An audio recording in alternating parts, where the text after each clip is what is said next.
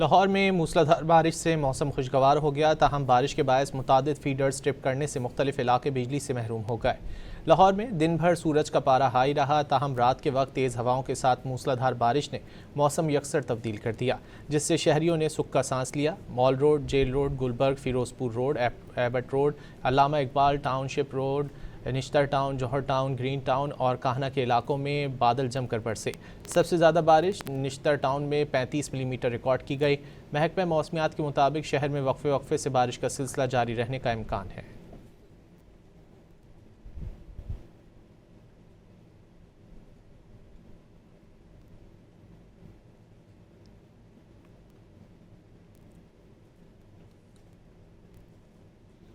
Monsoon season से कबल कराची की इंतहाई मखदूश इमारतें खाली कराने का फैसला किया गया है।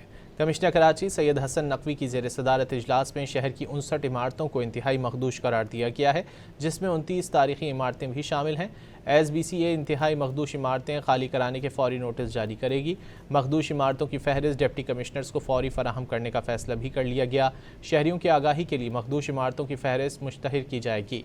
नोटिस पर अमल न होने की सूरत में गैस, बिजली और पानी के कनेक्शन मुनक़ता किए जाएंगे। मखदूश इमारतों को नौइयत के मुताबिक मिस्मार करने की कार्रवाई भी की जाएगी।